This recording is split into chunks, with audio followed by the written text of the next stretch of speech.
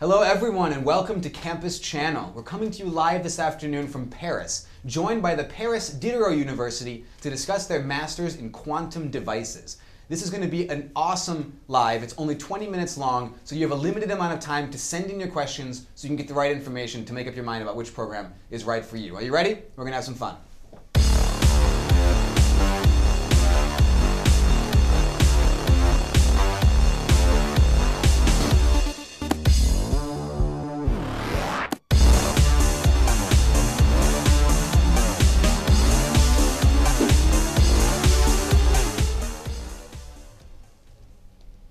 And our two guests today are, on your left, Sarah Ducci, who is a professor and the head of the Quantum Devices Master Program. And on your right is Claire Hautebert, who's a PhD student in her second year in physics at Paris Diderot University. Ladies, thank you very much for joining us. We're going to give you the opportunity to introduce the program. It's called The Speech.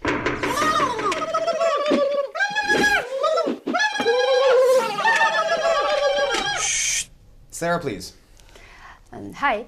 Master Quantum Devices is a formation offered by the Physics Department of University Paris Diderot in collaboration with École Polytechnique. This master is focused on quantum devices, nanotechnologies, and students will have both a theoretical and experimental formation. Just to give you some keywords of the program, we have some studies on quantum photonics, electronics, nanomagnetism, spintronics, nanoscience, and so on. The Universite Paris Diderot is a multidisciplinary university. She just moving recently in a new campus in the heart of Paris along the river Seine in a very lovely district. And our master is touching some topics that are really hot topics in science today, because on one hand, when you shrink a system down to very small dimension, you have some weird rules, laws that appear, the laws of quantum mechanics, and these can lead to amazing situations in physics and very funny behavior. And on the other hand, these new materials that we are able to fabricate can have important application for future technologies, because you can do materials for electronics, photonics, nanobiology, nanomedicine, and so on. All the courses are given in English, so we stay open to students coming from abroad, and actually our program is part of an international program in collaboration with Politecnico de Torino in Italy, and the students enrolling this program will spend 1 year in Torino, second year in Paris, and in this way they will get a double diploma, one of engineer from Politecnico de Torino, and the second one from master from University Paris Diderot. And one important thing I wanted to say about the program is that we give a very important, it's very important for us to teach students through research. The teachers come from many laboratories in Paris and Ile-de-France, and the students will have full immersion in research, starting from the very beginning with a project in nanoscience.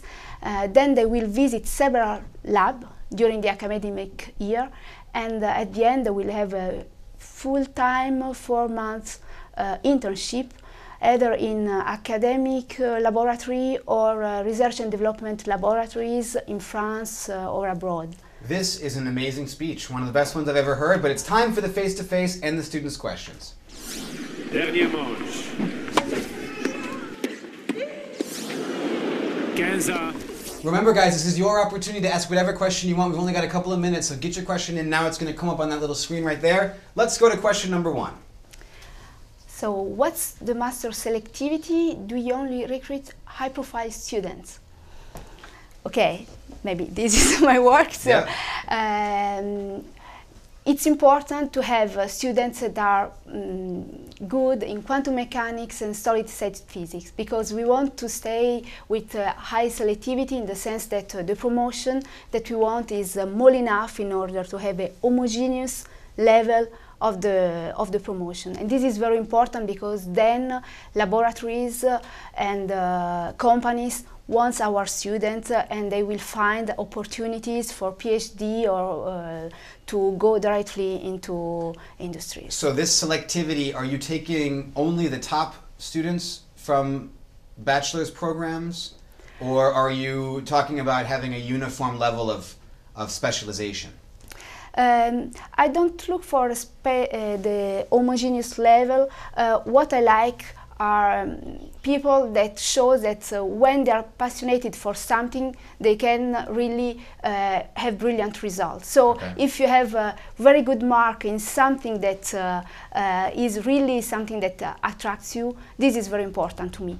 And I always check when students do an internship, I always call the people and ask how the student is working when he's in a lab, in a real situation, if he is motivated, if he has ideas, creativity, because even if physics is what is called hard science in French, you need a lot of creativity and motivation to make things work. I like that point. Claire, can you tell us what you did before you did the master's? Okay, the first 2 years after my baccalaureate, I spent them in a class préparatoire, which is specific to France. And then I switched to a university for the bachelor and first year of master, and then I do the SARAS program for the last year of master. And what was your specialization in your bachelor and first master's? Okay, in bachelor and first master it was only physics, not specifically in quantum, but I knew that I wanted to do quantum, so I did some optional course in that field. Okay, perfect. I imagine that's probably everybody who's watching is probably in the same situation. Cool, let's go to the next question. Can you explain to me what nanotechnology is, which role and importance it takes in our professional and social life? Wow, it's a huge question. You could probably spend years talking about the answer, but so, give us a quick 30 seconds. Okay, we speak of nanotechnology when we are able to, in material science, to control and to master the size of system to a nanotechnology, to a nanometric scale. In this sense, we are really, this has a huge impact, but because if you think about the chips and the electronics processor or the processor that are in our PC, everything is shrinking to smaller and smaller dimension. And for this reason, I was saying before that quantum mechanics laws can appear when you shrink down the dimension of your system. Okay. Then now the application can go in different direction. You have cell phones. Cell phones? Yes, you have nanomedicine, nanoparticle going inside the body to attack cancer, or to label cells, or to do very small photonic sources, and so you can play with these materials a lot. And now, Claire, you were telling me that you split photons now. Yeah. And so what's the potential application for that? A potential application for that is the teleportation of information, or even cryptography, stuff like that. Wow, so that's pretty much mind-blowing, awesome stuff. All right, let's keep going. A question for you, Claire. For you. Hi, Claire. How did you see the effects of your partnership with École Polytechnique? Do we have classes there? Thank you. We had students coming from École Polytechnique. That's the main partnership. We also have some teachers who come from this school, and we have one course which is in École Polytechnique because they have the logiciel we need. Okay. And we do lab visits, and one is from École Polytechnique. So we don't often go to Polytechnique because it's very far from the heart of Paris, but we do sometime, and that's a partnership. Okay, and Sarah, what was the reasoning behind the partnership with Polytechnique? Is it because Polytechnique is the top engineering school and it helps you, or is there a practical partnership? Let's say that this master is complementary with the master formation that is offered by École Polytechnique, and that there are good contacts with researchers working in several laboratories of École Polytechnique. So, of course, the fact that École Polytechnique is a very high-level engineering school, it's a good point to attract very good students. So this is not a bad point. That helps us, of course. Okay, great, cool. Well, we're about halfway through. It's time now for the expert question.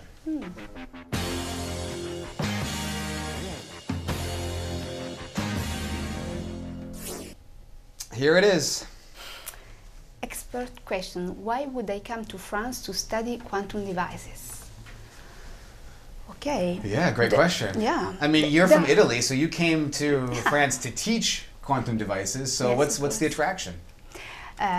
There is a double reason. Okay. France and Paris are really attractive place to live and to be. And living in the heart of Paris and doing a formation there is an experience of life that I personally did. So I find it great. And why study quantum devices? Okay, quantum devices is something that is very hot topics, and so of course you can find this kind of formation in Harvard, MIT, England, Australia, and so on. But let's say that France has a very good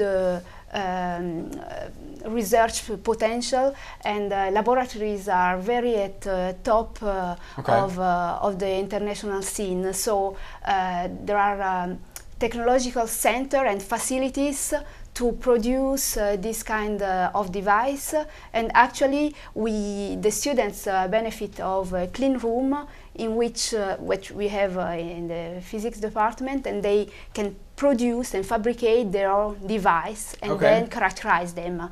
So this is very original to the form. Maybe Claire can say something about there was a Nano project at the beginning. So the teacher put us in a room, and we have to choose in different subjects, all in nanoscience, of course.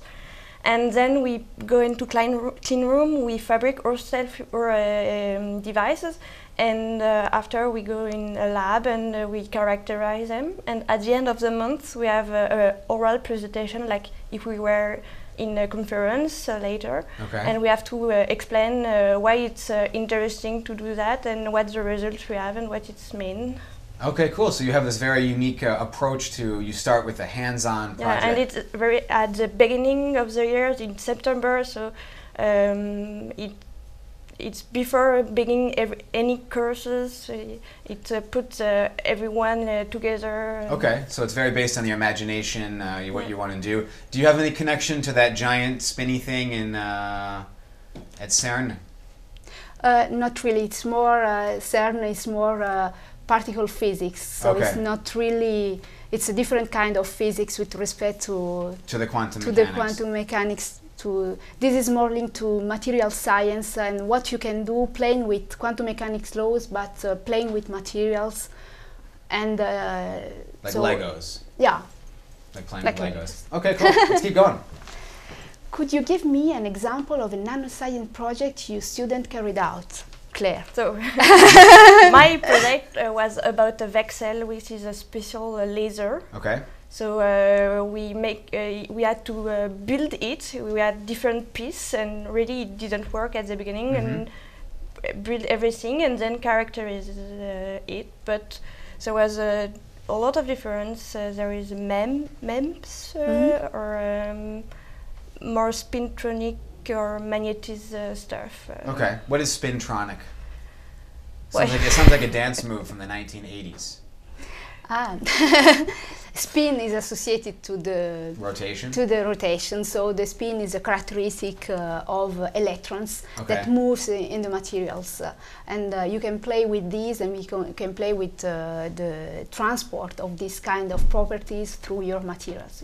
But do electrons really spin? I thought they kind of jump and appear at different levels. Let's say that spin, it's how our brain. It's an image it's not really like to explain. It's not like a little dreidel at Hanukkah that's spinning. No, but sometimes this image can help to understand. I guess we can't really visualize any of it. So let's go to the next question. On your website, you say that most of your graduates begin a PhD thesis in a research laboratory after the master. Is it really that easy to find a research position in France? Well, this is a big question about... I would say that there are many opportunities to find very good PhD thesis. Okay. And you can be either in academic laboratory or in research and development laboratories in companies. So we have many links with them. So it's true that students do often a PhD after the master, but then after the PhD you are not obliged to go uniquely towards a research position in university. It's true that there are not so many positions, even if I hope that sometimes things will be better for everybody. Sure. But then students can work in different areas. Okay, there are companies, there are, they learn a lot of things, because when you do a master or a PhD, you learn to do different things, to manage a project, to have a good English, to learn physics, to be creative. So then students understand what they want to do, and in our lab many students go towards companies actually. During the year, Sarah organized a meeting with the head of the doctoral school, which explained very well how does the funding for the PhD, the thesis works, where we have to find, how we have to do things. So we are not left alone. So they help you a little bit. Yeah, and Sarah received a lot of offer for PhD, and she sends to us every offer she gets. Okay. And she's very, she really look after us and try to know if everyone has his PhD, his fundings, everything. Okay, great. So that helps. What are you going to do? You're in your PhD now. Yeah. What do you plan to do after? Well, that's a good question. It might be a little early, but do you have a... Well, basically, stay in academia will be great, but the lack of position will be probably a problem. Okay, but to stay in academia is your ultimate goal. I think the next question actually is like that already. Will you just read and maybe you can tell us again? Hello, if I'm not interested in doing a PhD afterwards, would this master allow me to work for a company instead? Many thanks. Okay, what is interesting is that in our master we have also students coming from engineering school, and the one that are doing a double diploma with Politecnico de Torino. Having this double diploma helps students to find a job in a company just after the master, so you are not obliged. So what are some examples of students who do the masters and they go to work? Can you get a job in a research and development? For example, I had some students who went to Saint-Gobain Research doing as an engineer in research and development, in Thales Research and Technology, and also there are some students that went to do a different job, like in patent office, for example, as expert in the domain. So there are also communication around science that is taking also space. So people. All right, we have time for one more question. Can all of your students get a double degree with the Politecnico de Torino Institute? Okay, it's just the student that will do the first year of the master in Torino and the second year of the master in Paris. Those students, yes, they will get a double degree, because they will have during the first year of the master also course more focused on engineering. And if you want to be engineer, you have to pay it with course and specialization also in engineering. So this is. So if you apply to your program, can you say, I want to do the master starting in Torino, and then come? You can apply to you to do that. Yes. You don't have to apply to Torino. No, there is an agreement between the two universities, so we manage this well, and then the Foreign Affairs Office of the university helps the student a lot, also with accommodation, with visas, with all these logistic stuff that can be difficulties for students when they... Sure, I'm to understand. And so if I just do the program in Paris, it's 1 year, and it's just one master. There's not a double degree. Yeah. Okay, works out really nicely. Sarah, Claire, you guys did a fantastic job today. Thank you so much. I want to give you an opportunity to add a point of information if there was something else you wanted to say in a conclusion? Okay, if you are interested for Campus France students, the deadline is almost there because it's the 31st of March. So if you want to apply, don't forget there are also some fellowships for foreign students because our university is part of a cluster of Sorbonne Paris Cité. So don't take the opportunity to ask and to visit our website. Perfect. Well, Sarah, Claire, thank you so much for joining us today, and thank you guys for watching. Like she said, the deadline is coming up on the 31st of March for the Campus France, so don't waste any more time. If you have any questions, get in touch with them directly. They'd be more than happy to hear from you. Thanks so much for watching, and we'll see you next time.